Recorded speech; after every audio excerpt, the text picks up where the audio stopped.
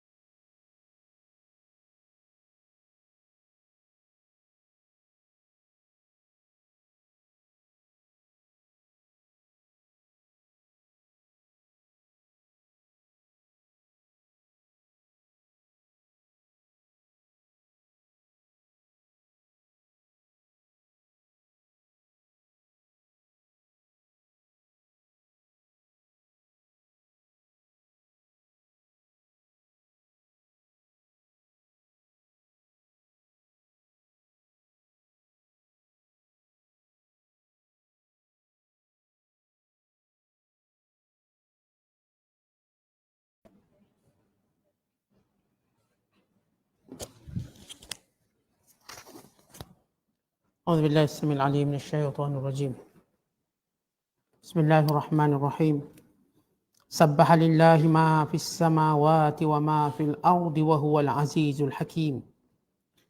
والذي أخرج الذين كفروا من أهل الكتاب من ديارهم لأول الحشر ما ظننتم أن يخرجوا وظنوا أنهم مانعتهم حصونهم من الله فأتاهم الله من حيث لم يحتسبوا وقذف في قلوبهم الرعب يخربون بيوتهم بأيديهم وأيدي المؤمنين فاعتبروا يا أولي الأبصار ولولا أن كتب الله عليهم الجلاء لعذبهم في الدنيا ولهم في الآخرة عذاب النار ذلك بأنهم شاقوا الله ورسوله ومن يشاق الله فإن الله شديد العقاب ما قطعتم من لينة أو تركتموها قائمة على أصولها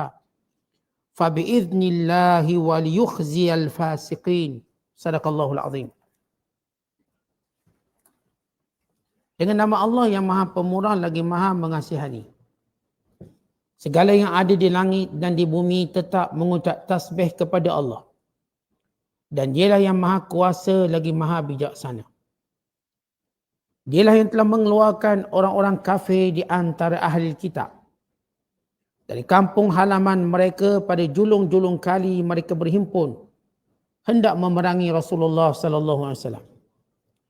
Kamu wahai umat Islam tidak menyangka bahawa mereka akan keluar disebabkan bilangannya yang ramai dan pertahanan yang kuat.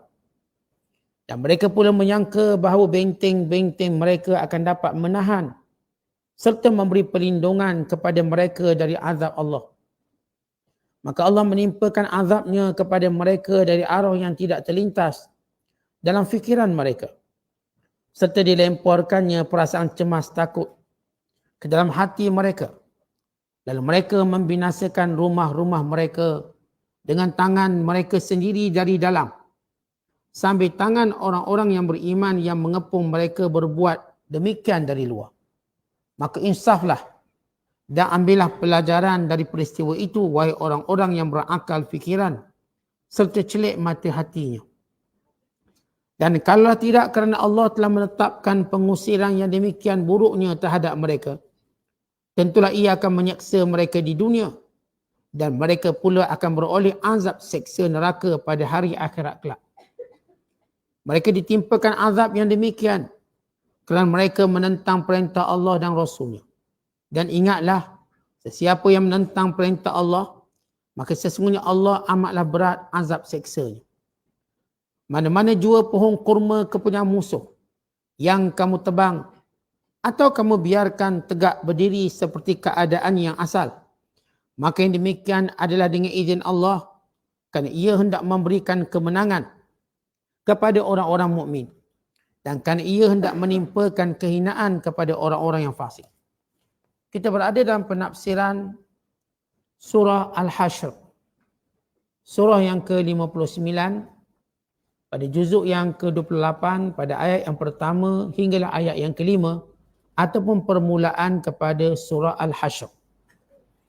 Dalam surah ini Allah Ta'ala menceritakan tentang satu peristiwa yang maha penting, iaitu ijla'u Yahudi Bani Nadir.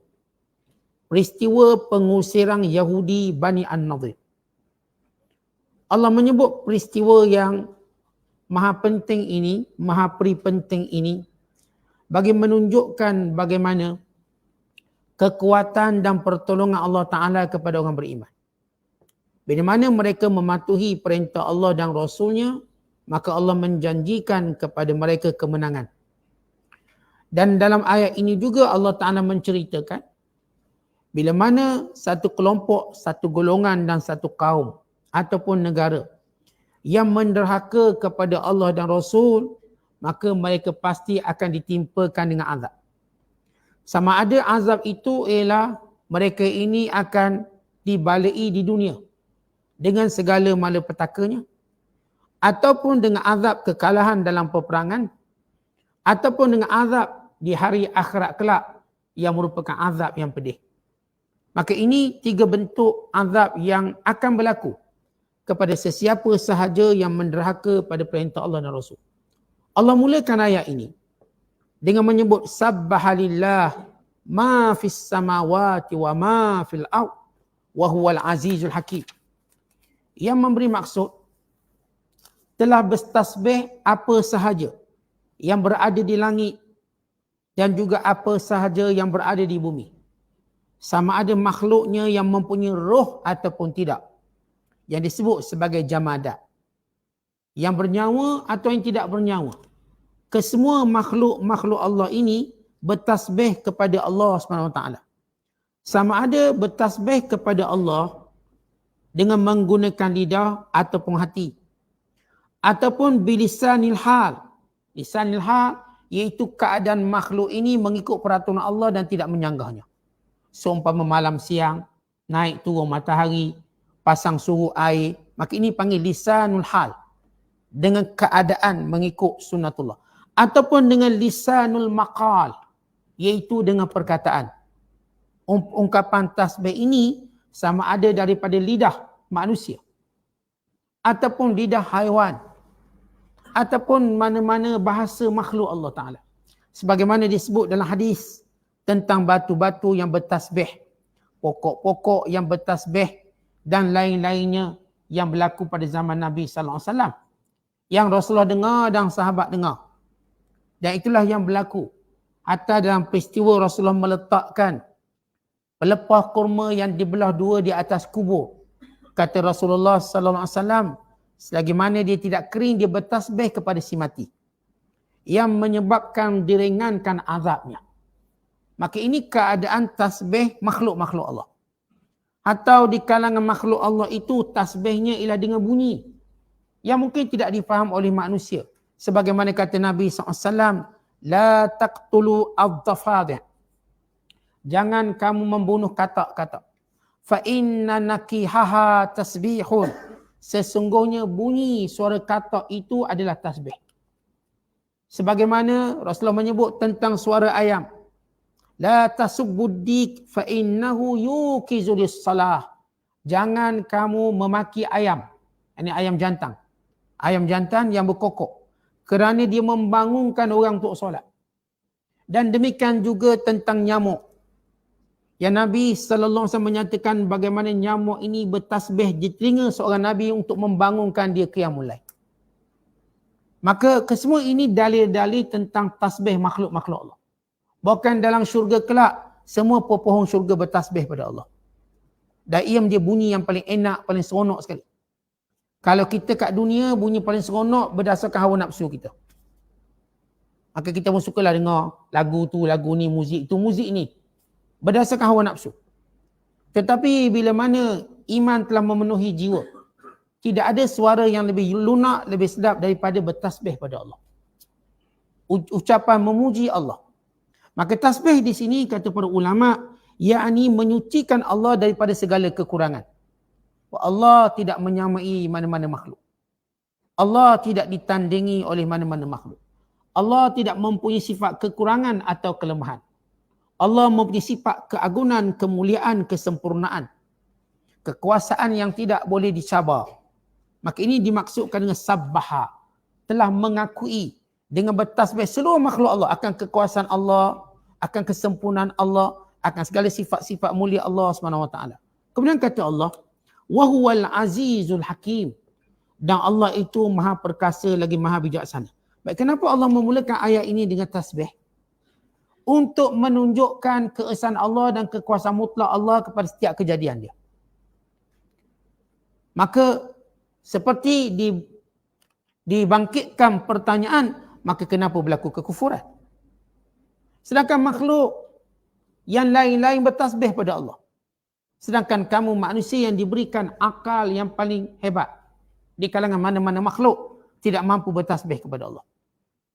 Maka Allah memulakan ayat ini untuk menunjukkan maha suci Allah daripada kekufuran manusia. Bahawa kekufuran manusia dan kejahatannya tidak mengurangkan kekuasaan Allah. Tidak mengurangkan langsung kekuasaan Allah. Dan Allah Ta'ala juga menceritakan bahawa seluruh makhluk ini secara fitrah memuji Allah Ta'ala. Kalaupun kamu tidak mau memuji Allah. Kan itu selepas itu Allah menyebut perkataan Aziz Al-Hakim. Allah perkasa. Dan Allah bijaksana. Iaitu dalam penciptaan Allah, dalam kejadian yang Allah ciptakan pada seluruh makhluknya dengan dua sifat yang mulia, sifat Allah yang kuat dalam menciptakan makhluk. Dan sifat Allah yang bijaksana. Allah menciptakan sesuatu dengan kebijaksanaannya. Bukan sekadar dengan kekuatan, bukan dengan kebijaksanaan. Yang menjadikan setiap kejadian Allah itu tidak ada yang sia-sia. Allah ciptakan bayang.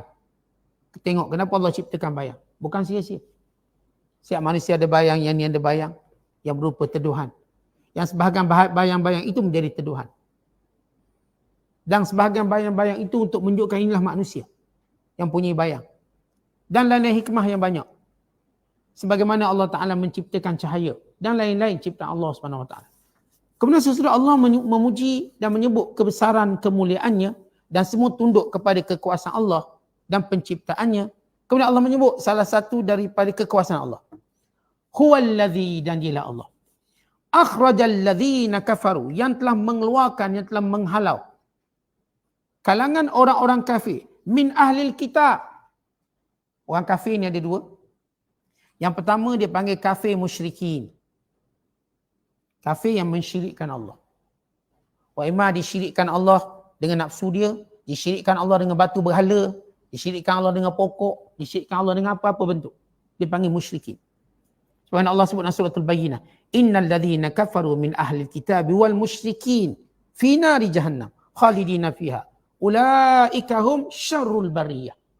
Sesungguhnya orang-orang kafir, sama ada mereka ahli kitab ataupun golongan musyrikin, mereka ini akan kekal dalam neraka. Mereka seburuk-buruk makhluk Allah. Kenapa disebut seburuk-buruk makhluk Allah? Kerana mereka akan kekal dalam neraka. Kerana itu mereka buruk. Tempat mereka tempat paling buruk sekali. Wabi'sal masir, tempat paling buruk, neraka. Disebabkan kejahatan mereka menderhaka dan mensyirikkan Allah. Baik, orang kafir pertama dipanggil kafir musyrikin. Yang kedua kafir ahli kitab. Kafir ahli kitab ialah Kristian dan Yahudi. Dan setengah ulama memasukkan juga orang-orang Majusi yang disebut sebagai syibih ahli kitab. Menyerupai seperti ahli kitab. Sehingga Nabi SAW membenarkan orang-orang Majusi membayar jizyah sebagaimana Kristian dan Yahudi. Ini kerana asal Majusi mereka juga punya kitab.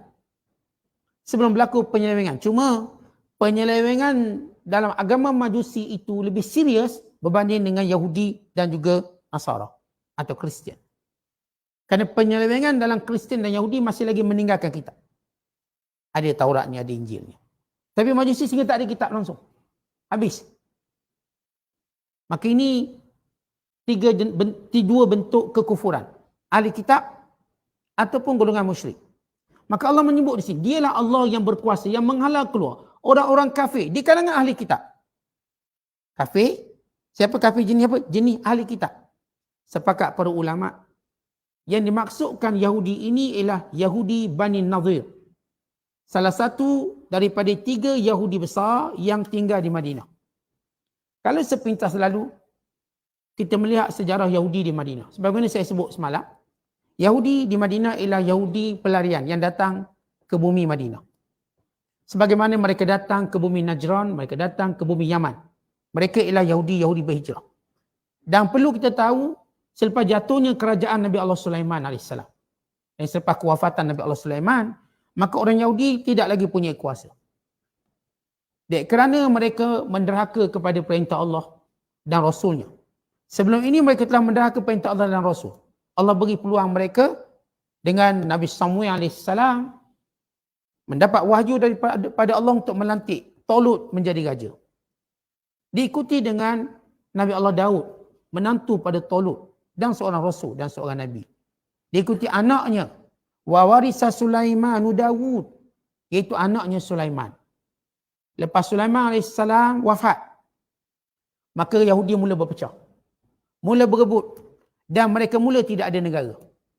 Negara mereka mula dijajah dan mereka muhajirin, sama ada mereka ini dihalau keluar, dihijrahkan atau muhajirin. atau keluar hijrah. Ada yang duduk dekat Yaman. Dalam sejarah orang Arab atau sejarah Arab, kalau kita baca, Yahudi paling tertua ialah Yahudi yang mendiami Yaman. Sehingga mereka berasimilasi dengan masyarakat Arab. Mereka berkahwin dengan orang Arab, lalu menjadi bentuk Yahudi Arab yang bercakap bahasa Arab. Cakap sebagaimana ada Yahudi berasimilasi dengan Afrika, mereka bercakap bahasa Afrika. Yang berasimilasi dengan orang Iran, mereka bercakap bahasa Parsi. Yahudi ini ialah Yahudi pertama, ialah Yahudi Yaman. Bergerak ke Najran, kemudian mereka bergerak ke Madinah. Dan jumlah Yahudi yang mendiami Madinah ialah 2,000 orang. Dan ahli sejarah menyatakan jumlah 2,000 orang ini merujuk kepada lelaki yang kuat. Lelaki. Maknanya kalau campur perempuan, campur anak-anak, lebihlah. Dia ni sebut lelaki yang baligh. Jumlah mereka 2,000 orang. Kerana dikira dia sebut kekuatannya. 3 Yahudi besar yang mendiami Madinah yang jumlah besar mereka, yakni lelaki-lelaki balik ialah 2,000 orang. Terdiri daripada Yahudi Qainuqa. Yahudi Qainuqa dia tak reti bertani. Dan dia tak minat bertani, dia minat berniaga. Dan mereka menjadi peniaga-peniaga yang ulung, yang kuat. Mereka punya pasar yang dekat dengan Masjid Madinah. Pasar Bani Qainuqa. Yang Rasulullah sallallahu alaihi wasallam telah meruntuhkan pasar ini dengan persaingan pasar Manakh. Bukan Rasul roboh pasar tu, tak. Rasul buat satu pasar sebelah Masjid Madinah sampai hari ini ada, dinamakan pasar Manakh. Sehingga orang Islam berniaga percuma di situ. Untuk bersaing dengan institusi ekonomi Yahudi Qainuqa. Dan Qainuqa yang jumlah mereka mengikut bilangan yang disebut oleh ahli sejarah ialah antara 600 orang hingga 700 orang. Lelaki balik. Ini saya kalau sebut bilangan ni cuma merujuk pada lelaki. Pada merujuk kepada kitab sirah tadi. Lelaki balik. Jadi ada perempuan berapa orang tu, maka kita tak isu. Isunya kerana dari sudut ketenteraan. Jumlah ketenteraan. Antara 600 dan 700, mereka ini semua peniaga. Dan mereka Yahudi pertama yang dihalau oleh Rasulullah daripada Madinah. Yang berlangsung sesudah tamatnya peperangan Badar. Kerana beberapa sebab. Pada bulan Syawal, ada seorang wanita pergi ke pasar Qainuqa, membawa emas. Dan Yahudi-Yahudi ini menjadi tukang-tukang emas. Dan ketika mana perempuan datang bernikah pakai purdah. Dia pun tunjuk emas dia untuk dibentuk. Yahudi ni tak nak muamalah dengan dia, melainkan dia buka purdah dia. Buka. Perempuan ni tak nak. Maka Yahudi ni marah. Ketika mana perempuan ni sedang duduk, Yahudi pergi ke belakang, diikat kain tu pada satu tempat. Dan bila perempuan ni bangun, kain tu tertarik, terlondeh. Nampak aurat. Tak nak buka atas, kita buka bawah. Yahudi tu ikat kain perempuan tadi, ketika mana perempuan tu bangun, di pasar Yahudi tadi, maka nampak auratnya. Maka lelaki Islam yang ada di pasar tersebut marah, lalu membunuh tukang emas kerana memalukan muslimat. Lalu orang Yahudi di situ membunuh orang Islam tadi. Maka berita ini sampai pada Nabi SAW. Dan dia telah mengkhianati perjanjian yang mereka telah sepakati. Akhirnya Rasul menghalau Bani Qainuqa. Qainuqa lari ke Syam. Dan di kalangan, kalau kita tengok Bani ataupun Yahudi Qainuqa, hanya 2 orang yang masuk Islam. Dan Yahudi Bani Qainuqa, dari sudut keturunannya ialah keturunan Nabi Allah Yusuf AS. Artinya jalur keturunannya sampai ke nisbah Nabi Allah Yusuf AS. Akhirnya Rasulullah keluarkan mereka. Ini Bani Qainuqa pertama dihalau keluar. Kerana mereka memalukan muslimat. Dan di samping mereka memperli Nabi SAW. Kerana dalam piagam Madinah, ada beberapa perjanjian yang berkaitan dengan agama, kemasyarakatan, ekonomi dan pertahanan. Orang Islam, ni sebelum buat tindakan pada Yahudi, orang Islam telah menteri satu namanya Piagam Madinah atau disebut Sahifah Madinah. Dalam bahasa Arab panggil Sahifah Madinah atau Piagam Madinah. Perlembagaan Madinah. Yang mengandungi 47 fasal. Fasal yang membabitkan sesama orang Islam dan juga hubungan orang Islam dengan orang kafir dan Yahudi. Kalau kita tengok dari sudut fasal dalam bab agama, Islam memberi kebebasan agama Yahudi dengan Yahudi, Islam dengan Islam. Mendapat agama yang kacau. Orang Islam takkan kacau pegangan Yahudi. Yahudi yang kacau Islam. Tak boleh menghina. Itu dari sudut agama. Dari sudut kemasyarakatan, bahawa tidak boleh melakukan kezaliman sesama. Orang Islam tak boleh zalim Yahudi, Yahudi pun tak boleh zalim orang Islam. Dan kena saling bantu-membantu. Tolong-menolong dalam semua aspek. Dan yang ketiga, dari sudut ekonomi, orang Yahudi juga bertanggungjawab mengeluarkan belanja peperangan.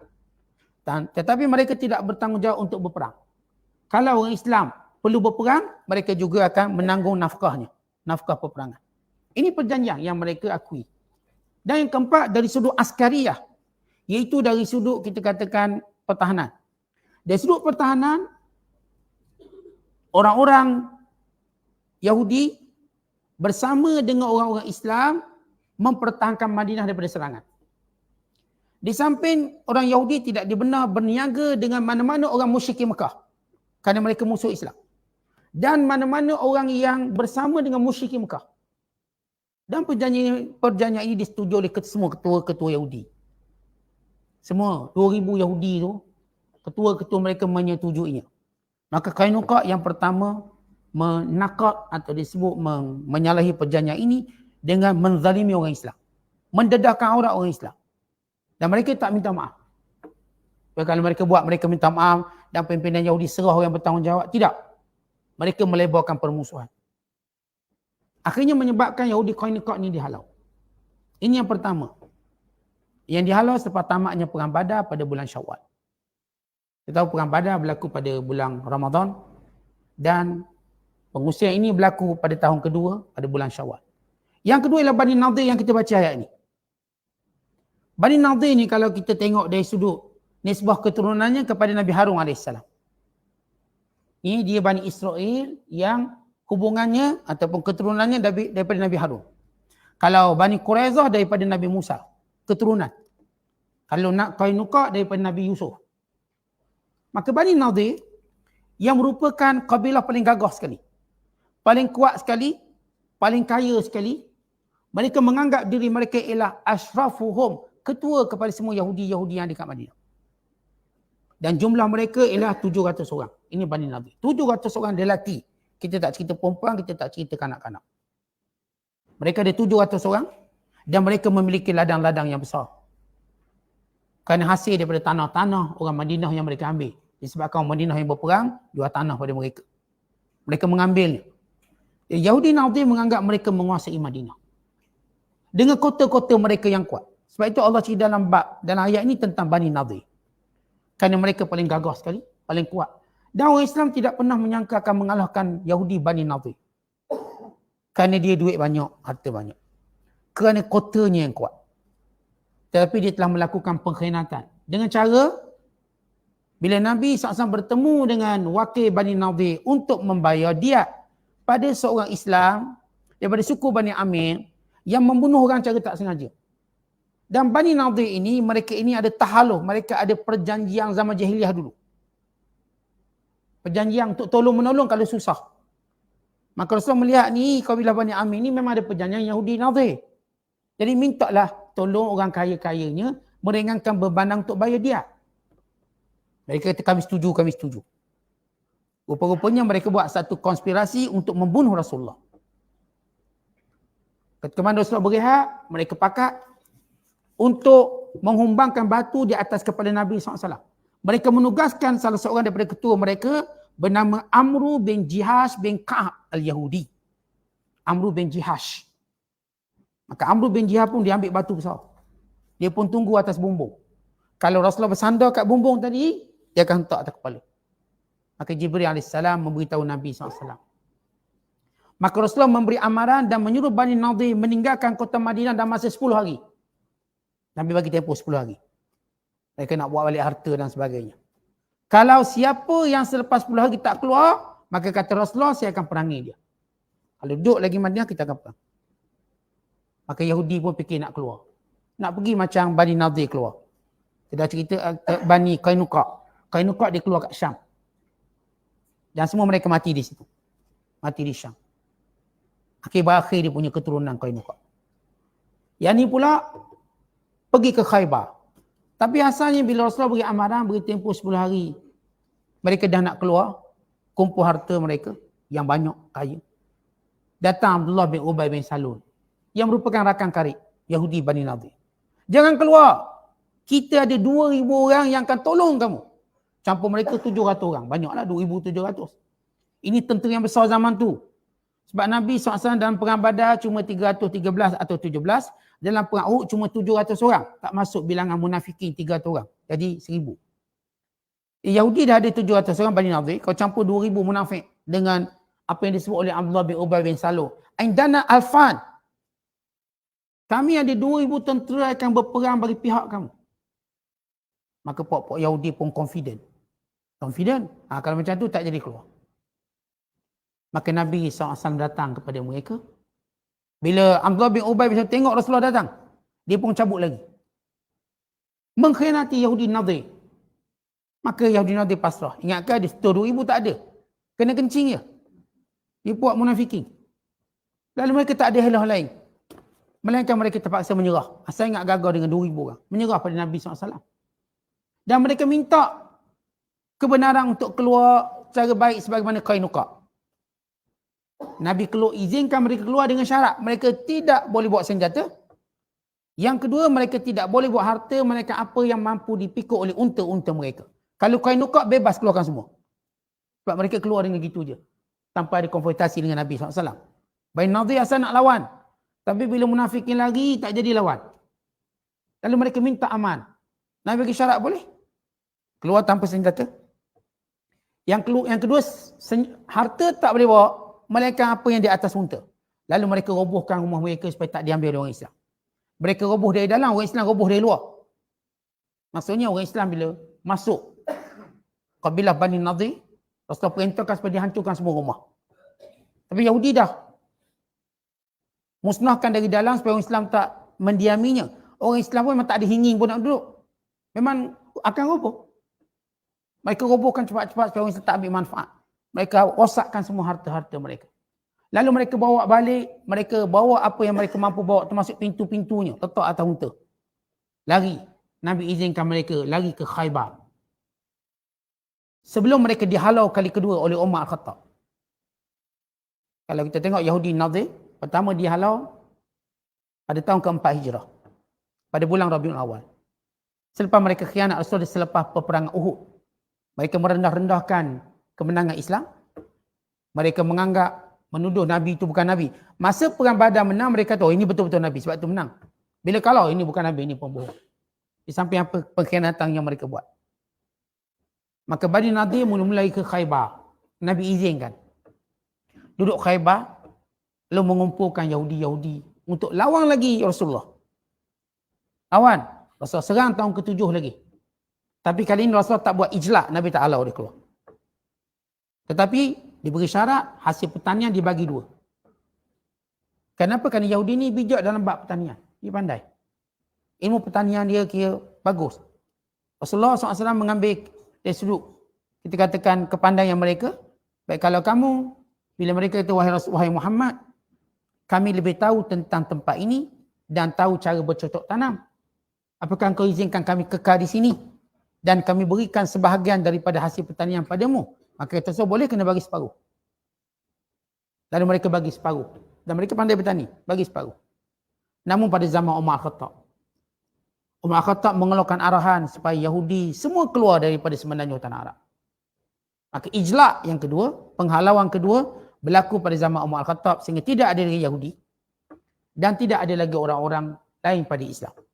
Berdasarkan hadis Nabi SAW, la yajtami'u dinani fi jaziratul Arab. Tak boleh lagi berhimpun dua agama di semenanjung tanah Arab. Tak boleh ada. Kerana kemuliaan tanah Arab sebagai satu tempat Islam. Macam tuan-tuan tengok Vatican juga. Vatican dia takkan benarkan bina masjid sebab dia nak jadikan ia sebagai suatu landmark bagi Kristian. Dia tak akan benarkan buat surau pun tak benar. Vatican City. Kali ini menjadi bandar khas orang-orang Kristian Katolik. Yang dianggap sebagai negeri paling kecil di dunia. Vatican yang ada penduduk lebih kurang 400,000 orang. Yang dia ada polisnya sendiri. Di mana kadang Itali beri authority Vatican kepada Pop. Dalam tu dia tak ada polis. Kerana hukuman semua dijatuhkan melalui sistem gereja. Mana-mana paderi yang bersalah, mereka minta pengecualian daripada undang-undang negara untuk dibicarakan di Vatican. Tapi bila sampai di Vatican, mereka maafkan macam tu je. Walaupun orang ni terlibat dengan banyak skandal, derma, skandal, perempuan, laki-laki. Maka Vatican, dia ada cerita Vatican. Secara ringkasnya, Vatikan tak akan benarkan buat masjid sebab untuk jadi satu mercutan dia Kristian. Maka Islam, Allah telah menetapkan Jaziratul Arab sebagai satu mercutan di Islam. Maka tidak dibenarkan ada dua agama. La yajtami' dinani fi Jaziratul Arab. Tak dibenarkan. Dalam undang-undang Saudi sampai hari ini, bahawa tidak dibenarkan Yahudi untuk masuk ke Madinah ataupun ke Mekah. Walaupun sebagai pekerja. Walaupun ada kelonggaran lately ini, kalau mereka ini memegang warga negara asing, walaupun mereka Yahudi, kerana mengambil kira warga negara asing tadi, untuk bekerja di beberapa tempat di Saudi. Tapi mereka tidak dibenarkan tinggal, menetap. Maka ini undang-undang terkini. Pun begitu Allah jaga Jaziratul Arab. Sehingga tidak boleh dibenarkan dibina gereja, kuil atau apa saja. Dan memang tak ada. Jadi sebenarnya tanah Arab, Jaziratul Arab atau Arab Saudi, tak ada gereja dibina. Tak ada sonagat dibina, tak ada biara dibina, tak ada apa-apa dibina. Kan ini ada nas syar'i, tak dibenarkan membina. Dia nak bina kat lain boleh, Yaman ke lain-lain tempat. Di Emirat misalnya, Emirat ada Yahudi, di Bahrain ada Yahudi, di Morocco ada Yahudi, dan mereka bina pusat, itu tak ada masalah. Kan Islam beri hak minoriti untuk mereka membina tempat-tempat ibadat mereka. Tapi tidak di Jaziratul Arab, tak dibenarkan. Kerana ini ada ke-ikhtisas atau pengkhususan kemuliaan tanah haram dan kemuliaan semenanjung tanah Arab. Kemuliaan. Sebagai untuk menunjukkan ini antara kita katakan tempat lubuk Islam. Dia pelihara. Kemudian Allah Ta'ala menyebut, itu sepintas lalu tentang Yahudi-Yahudi yang ada di Madinah. Jumlah mereka kita dah sebut tadi, Qainuqa ada 600 hingga 700, Nadir ada 700, dan Bani Quraiza ni paling ramai, dia ada sampai 900 orang. Yang jumlah mereka kalau kita campur semua sekitar 2,000 orang lelaki. Bani Nadir dihalau, Qainuqa dihalau, Quraizah dibunuh. Kerana mereka khianat lagi besar pada itu. Ketika mana tamatnya peperangan Khandaq. Maka Nabi SAW menjatuhkan hukuman mereka dan mereka minta supaya orang Aus yang menjatuhkan hukuman kerana mereka dulu berbaik dengan kaum Aus. Maka Sa'ad bin Mu'az ketua kaum Aus. Maka Sa'ad bin Mu'az berhukum yang diredai oleh orang Yahudi. Yahudi kata hukum apa pun kita terima. Kami tak nak Muhammad jadi hukum, jadi hakim. Maka Rasulullah tak apa, boleh ambil. Dalam sistem perundangan Islam, pesalah kalau dia rasa dia tak dapat mendapat pengadilan mana-mana hakim, dia boleh tukar hakim. Ini ada, ini dalam Islam ada. Dan dipraktikkan dalam undang-undang sivil. Kalau kita rasa hakim ni tak adil untuk kita, kita boleh tukar. Tapi dia tak boleh rasa-rasa dia ada bukti lah. Tak ada, saya rasa tak adil, nak muka pun tak adil. Tak boleh. Hakim tak layan macam tu. Kalau betul ada beberapa petunjuk-petunjuk yang merasakan hakim ni tak mungkin beri pengadilan, Islam benarkan. Hatta Rasulullah, bila Yahudi rasa dia tak boleh berlaku adil pada mereka, takut hukuman berat. Boleh tak kami nak supaya jadi hakim itu Sa'ad bin Mu'az? Nabi kata boleh. Nabi izinkan. Maka Sa'ad bin Mu'az, dia tak pakat dengan Rasulullah. Rasulullah nak hukum apa ni? Tak. Rasulullah beri bebas. Dia beza antara kuasa eksekutif dengan kita katakan kuasa penghakiman. Supaya kita tahu kuasa pemerintahan tak boleh campur penghakiman. Itu sudah menjadi satu bentuk sistem undang-undang Islam dari dulu. Bukan sistem undang-undang sekarang. Tak boleh campur antara kekuasaan pemerintah dengan undang-undang. Dia kena asingkan. Hatta Sa'ad bin Mu'az pun tak bincang Rasulullah nak jatuh hukuman apa ni. Mengikut apa Rasulullah nak. Tak. Kamu sendiri hukum. Akhir Sa'ad berkata, siapa di kalangan mereka yang baligh, yang layak berperang maka dibunuh. Yang tidak baligh dan wanita ditawan. Dan salah seorang daripadanya ialah Ka'ab yang memeluk Islam dan melahirkan seorang ulama yang terkenal bernama Muhammad bin Ka'ab Al-Qurazi radhiyallahu ta'ala anhu. Sebab waktu tu dia kata aku tak bersunat lagi, aku tak balik lagi, Ka'ab. Dan dia waktu kecil, kemudian dia di antara dibebaskan dan dia berkahwin dan dapat anak seorang ulama tabi'in terkenal namanya Muhammad bin Ka'ab Al-Qurazi. Qurazi rujuk pada Quraizah. Disingkatan kepada nisbah Quraizah. Qurazi. Anak murid pada Ibn Abbas. Yang alim. Yang mati dalam majlis kuliah. Sebab cita-cita dia pun nak mati dalam kuliah. Maka dia bersama dengan anak-anak muridnya semua mati dalam kuliah. Bila bumbung masih haram tu retak. Akhirnya bumbung tu jatuh menimpa semua. Tuan-tuan jangan tengok atas.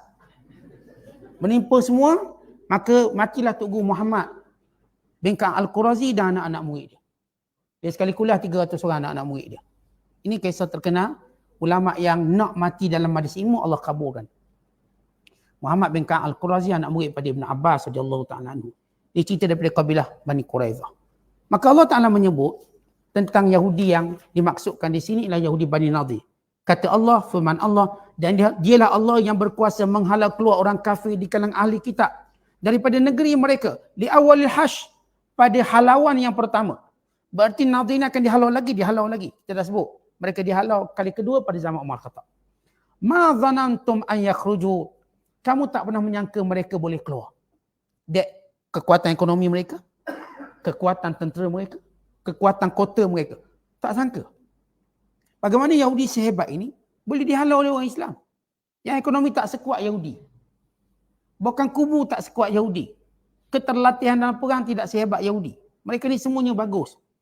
Wazannu, dan Yahudi pula menyangka annahum, bahawa mereka itu mani'atuhum, akan menghalang menjadi benteng pada mereka, husunuhum, kota-kota mereka. Tempat mereka tinggal. Kerana mereka membina kota yang kuat. Sebab tu Bani Nadir, mereka ada kemahiran dalam membina kota. Sehingga bila mereka dihalau keluar, mereka pergi ke Khaybar, mereka bina kota-kota di Khaybar. Dengan lebih kuat. Lebih kuat daripada waktu di Madinah. Allah, Yahudi ni dia punya syok dengan kota yang dibina, benteng yang dibina, sehingga dia Allah sebut wazannu annahum mani'atuhum husunuhum. Mereka menyangka kota-kota mereka akan menyelamatkan mereka minallah, daripada ketentuan Allah. Fa'atahumullahu min haitsu lam yahtasibu. Lalu datang kepada mereka kekalahan tanpa mereka sangka. Kata Yahudi, kerana mereka tidak beriman dengan Allah dengan sebenar. Mereka menyangka dengan kekuatan madiyah, dengan mu'addad maliyah, mu'addad yang persiapan zahir mereka boleh menang. Mereka lupa bagaimana sejarah mereka sendiri. Bahawa benda ini bukan menjadi satu fakta yang paling utama dalam kemenangan. Bukan. Kata itu Yahudi bila dia mula menganggap dengan kekuatan tenteranya, kekuatan harta benda, kekuatan kota, mereka tak mungkin dikalahkan. Tiba-tiba datang takdir Allah akan kekalahan mereka. Dan kata Allah lagi, wa qadhafa fi qulubihimur ru'b. Allah campakkan dalam hati mereka rasa gerung dan takut. Atau mereka rasa takut kepada tentera Islam yang kepung mereka. Dan memang selamanya Yahudi Allah campakkan perasaan takut mereka pada orang Islam. Sebab itu mereka cuba buat macam-macam untuk menjatuhkan semua negara Islam yang mereka nampak kuat. Atau mereka ada satu kelompok namanya Mossad. Mossad ialah kelompok rahsia yang membunuh paling ramai orang di dunia. Mereka buat satu bentuk ikhtiar, assassination, pembunuhan. Mereka cari mana-mana orang Islam berpotensi, mereka akan bunuh. Yang pandai buat bunuh nuklear, pandai buat buetong, pandai sekian-sekian, mereka bunuh. Mereka menggunakan berbagai cara. Ini kelompok Mossad yang ditubuh pada tahun 1947. Selaras dengan pembentukan Yahudi pada tahun 1948. Mossad dianggap ejen rahsia negara yang paling banyak membunuh orang. Dia akan pergi satu tempat, dibunuh. Kat Malaysia pun dibunuh, digombak. Kalau tuan-tuan masih ingat. Dan mereka tak boleh dikesan. Kerana mereka memakai identiti pelbagai negara. Mereka masuk jadi pemain tenis. Bagaimana berlaku kepada pengutip dana Hamas di Emirates, kalau tuan-tuan masih ingat. Mereka bunuh di hotel dengan suntikan. Mereka bunuh dengan cara, kita katakan tembakan. Mereka bunuh dengan cara menekuk wajah dengan bantal. Supaya tak disyak sebagai satu pembunuhan yang bersifat ketenteraan. Lebih pada nampak macam perbalahan. Mereka buat macam-macam operasi. Sehingga sekarang mereka dah bunuh ribu orang. Ini kalau kita kata Rusia di KGB-nya, Amerika di CIA-nya, ada geng-geng unit risik yang akan bunuh orang. Tapi paling banyak bunuh orang Mossad. Paling banyak sekali bunuh. Dia akan fokuskan orang-orang Islam yang berpotensi. Kerana dia takut. Dan kita tahu senarai golongan yang disebut pengganas dunia, 98% yang masuk dalam ranking itu semua orang Islam. 98%. Tinggal 2% je orang bukan Islam. 98% orang Islam. Berarti Yang letakkan senarai ini, grup-grup Mossad ni takut daripada orang Islam. Mana-mana yang berpotensi dia nampak. Tak kira dari sudut apa. Dia akan bentuk fitnah, dia akan perangkat dari sudut ni, macam-macam sudut. Untuk melemahkan. Dia tahu je siap. Dan ini orang-orang Yahudi, kenapa mereka nak ikhtiar bunuh Islam? Kerana paling mereka takut orang Islam. Tuan-tuan tengok bila mereka nak perangi umat Islam di Palestin. Mereka kumpul semua bala tentera. Mereka minta sokongan semua kuasa negara. Mereka takut akan melakukan keajaiban dan mereka kalah. Padahal, tuan-tuan dulu kalau tengok Tamim Hilm, tak tahu Tamim Hilm yang dipimpin oleh Prabhakaran. Tak kenal ni.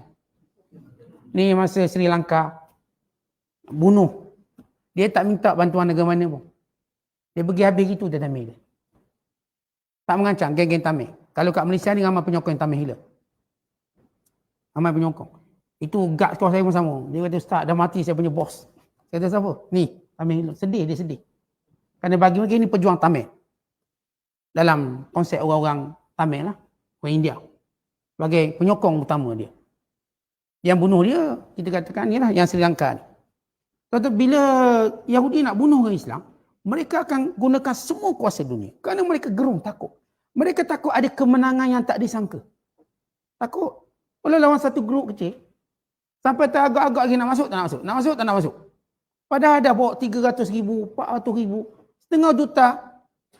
Lebih ramai daripada bala tentera Hamas tu sendiri. Tak sebut banyak-banyak, kena gam. Lebih ramai. Yang mereka jangka antara 10 hingga 20,000 je pejuang. Mereka setengah juta. Tapi mereka takut lagi. Ini Britain dah bagi bantuan. Ini Amerika dah bagi bantuan. Jerman bagi bantuan. Perancis bagi bantuan. Bahkan mengharamkan tunjuk perasaan yang menyokong Palestin. Semua haramkan untuk satu bentuk sokongan. Itu mereka buat. Di tengah-tengah mereka buat macam tu, Colombia halau kedutaan mereka. Colombia je halau. Kejut pula, Colombia pula marah dia. Terus halau duta. Berani Colombia. Presiden dia halau. Duta Israel. Keluar.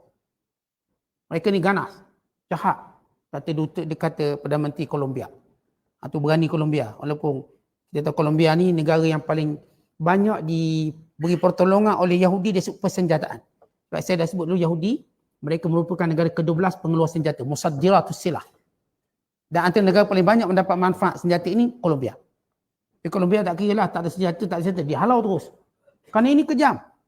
Tuan-tuan, Israel cukup takut. Dia guna Facebook. Mana-mana keluar hashtag Hamas Gaza, gam.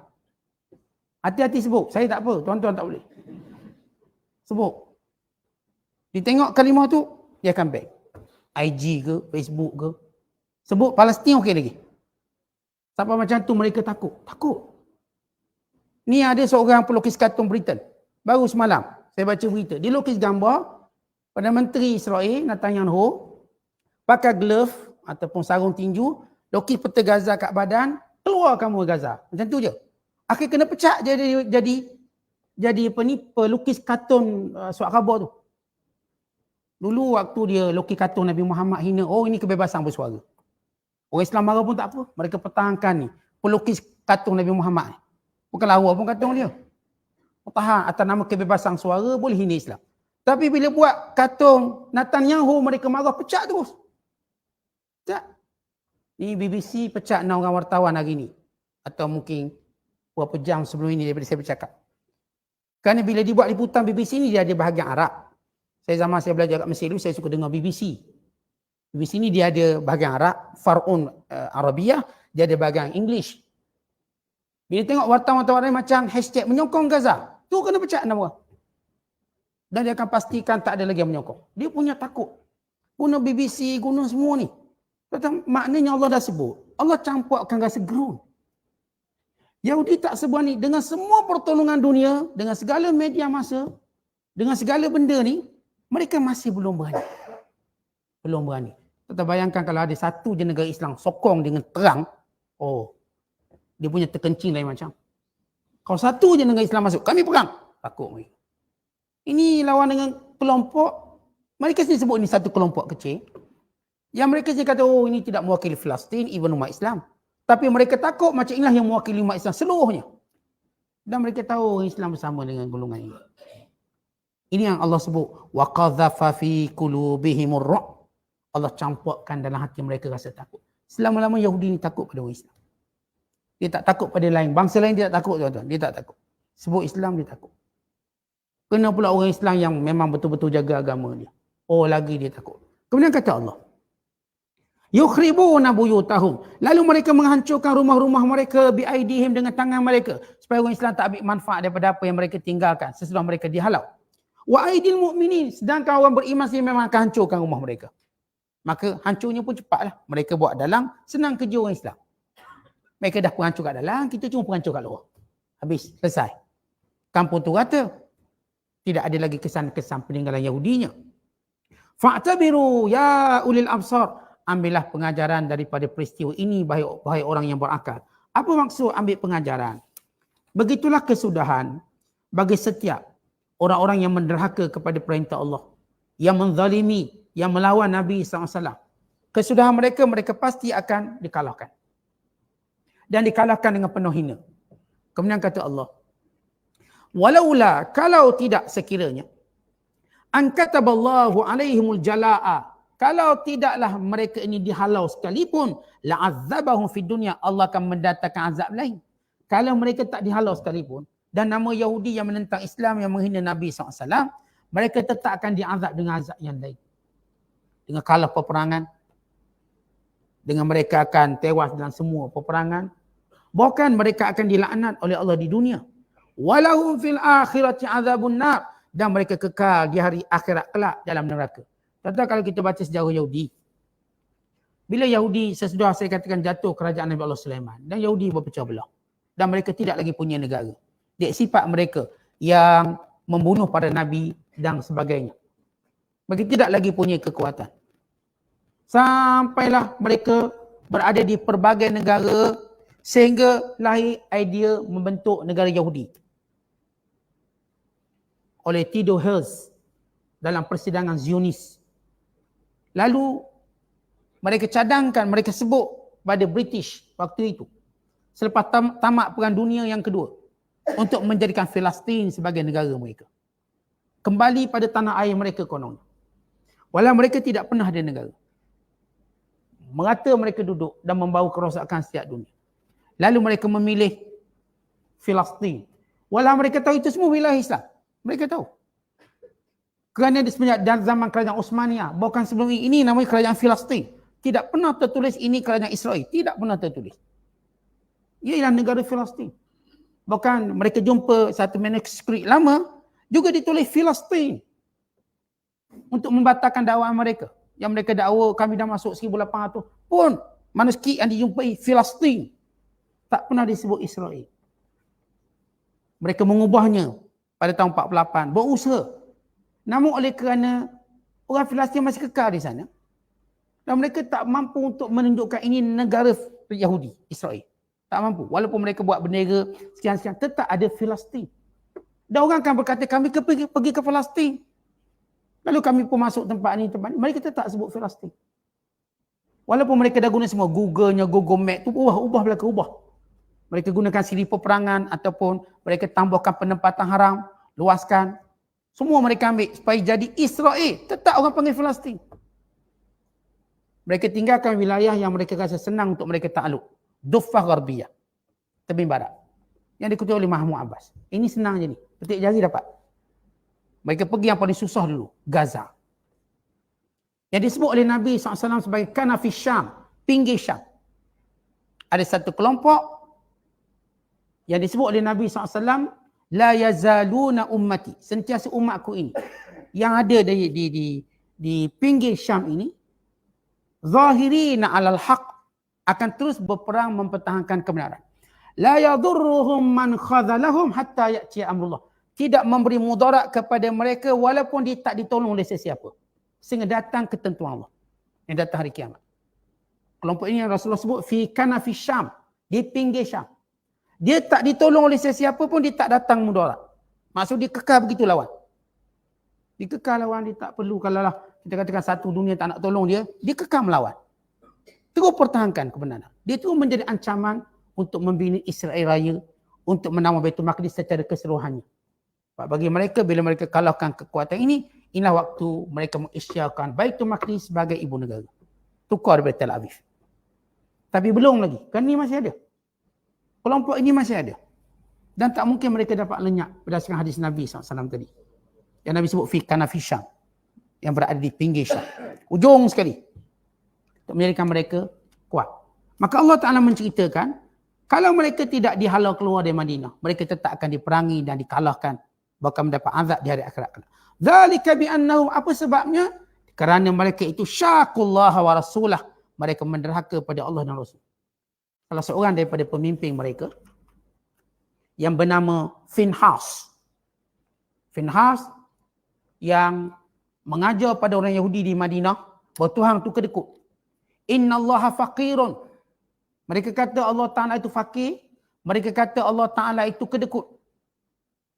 Abu Bakar As-Siddiq masuk ke tempat pengajian mereka.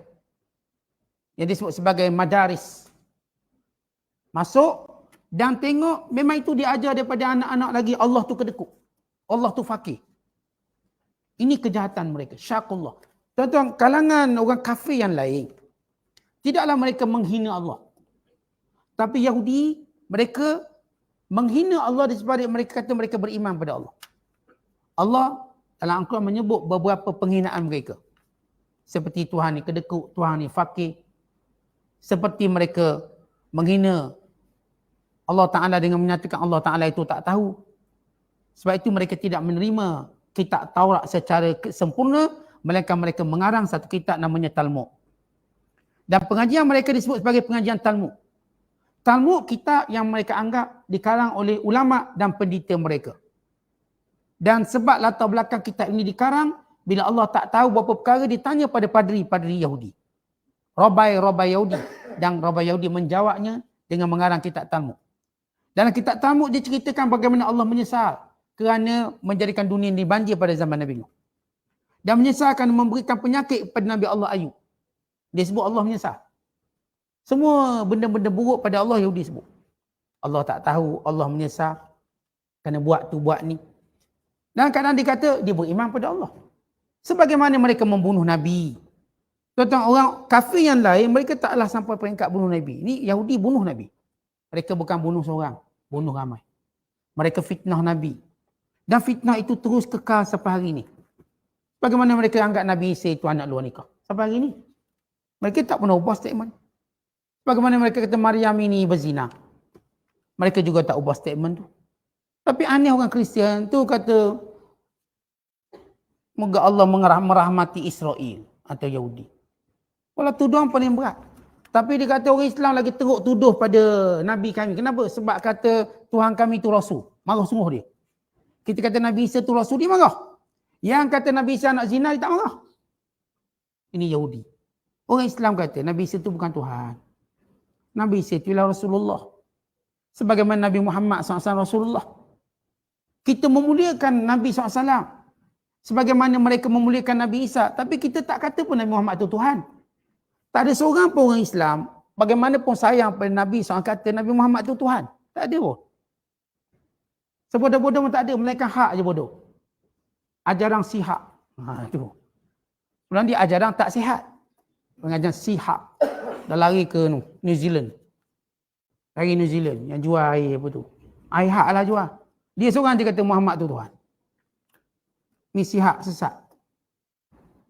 Orang normal tahu bahawa sejauh mana pun kita menunjukkan cinta kepada Nabi SAW. Rasulullah ila Rasulullah, kita mengucap dalam solat kita. Asyhadu an la ilaha illallah wa asyhadu anna Muhammadan abduhu wa rasuluh. Itu selalu kita sebut. Kita sebut dalam azan kita. Kita sebut dalam azan kita. Dengan ungkapan syahadah wa anna Muhammadan rasulullah wa asyhadu anna Muhammadan rasulullah. Lalu kita sebut Rasulullah. Kita baca dalam Quran, wa ma Muhammadun illa rasul qad khalat min qablihi rusul. Tidaklah Muhammad itu melainkan seorang rasul, telah berlalu sebelum ini rasul. Penghormatan yang sama kita kata pada Nabi Isa AS, dia Rasulullah. Rasulullah, hamba Allah. Tak ada penghinaan. Tapi bagi orang sebahagian Kristian dia kata kita hina. Yahudi yang kata Nabi Isa nak zina tak hina. Mereka memuliakan Yahudi. Sebahagian mereka menyokong Yahudi. Kalaulah mereka ni mumsifun. dengar apa yang Yahudi kata kepada apa yang mereka anggap sebagai Tuhan mereka dan Maryam itu, pasti mereka akan, kita katakan, membunuh Yahudi sebagaimana orang Islam memerangi Yahudi. Tapi oleh kerana dia sesak macam tu, dia ingat Yahudi bela dia. Tuan dia tunjuk banyak dalam YouTube, tunjuk Yahudi lalu dekat gereja, dia akan ludah dia, menghina. Itu terang-terang nampak, mereka nampak. Bahkan bila ada preachers ataupun padri pergi ke Tel Aviv buat ceramah Kristian, orang Yahudi tahan. Lalu kata, pada ini kami bebas di Amerika dan kamu pun bila datang Amerika tak masalah. Itu Amerika, ini Israel. Tak boleh. Dalam kitab Taurat kami, bahawa kami kena pancung kamu. Kenapa? Sebab kamu menyembah idol, menyembah berhala. Ni langsung, ni secara rakaman tulis ni. Kami memang diperintahkan Yahudi untuk membunuh orang Kristian sebab mereka menyembah berhala, bukan semua Tuhan. Betul sebab macam tu. Oh, untuk sayang lagi. Jelas tu. Ini cerita tentang kelompok yang sesat. Kristian yang sesat sampai tak nampak tipu dia. Geng ni kena tipu tak nampak. Dia tak nampak bagaimana Islam jauh memberi ruang kepada orang Kristian dalam banyak segi. Memuliakan Rasulnya. Sebagaimana menjadi akidah kita memuliakan Nabi Isa AS. Kemudian kata Allah, "Wa man yushaqiqillah," siapa yang berderhaka pada Allah, "fa innallaha syadidul iqab," Allah Maha keras azabnya. "Ma qata'tum min linatin aw taraktumuha," tidaklah ada pohon kurma yang kamu potong wahai Muhammad, atau kamu membiarkannya berdiri teguh ala usuliha, melalui akar-akarnya, fa biiznillah, ini izin Allah, wal yukhziyal fasiqin, untuk menghina orang fasik. Bila Rasulullah kepung Bani Nadir, mereka ni ialah Yahudi yang sayang harta. Macam mana nak suruh mereka keluar? Rasulullah potong kurma-kurma mereka, pohon-pohon kurma. Biarkan sebahagian, potong sebahagian. Tujuan potong sebahagian supaya mereka mula merasa bertambah geram kerana ini harta mereka. Dan Yahudi terkenal dengan cinta harta, kedekut harta. Lalu mereka menjadi bertambah marah. Dan pergantungan mereka menjadi makin lemah kerana harta ini nampak dah habis. Lalu Yahudi menempelak dan berkata, "Muhammad, bukankah kamu kata jangan buat kerosakan? Kamu yang buat kerosakan dengan tebang pohon-pohon kurma kami." Allah turunkan ayat ini. Allah yang izinkan. Dan situasi itu Allah izinkan. Dan situasi perang Nadir. Walaupun dalam khutbah perang yang selepas itu, Rasulullah menyuruh orang Islam supaya jangan potong pokok yang berbuah. Tetapi dalam situasi Bani Nadir ini lain. Allah yang mengizinkan supaya dipotong sebahagian pokok dan ditinggalkan sebahagian pokok.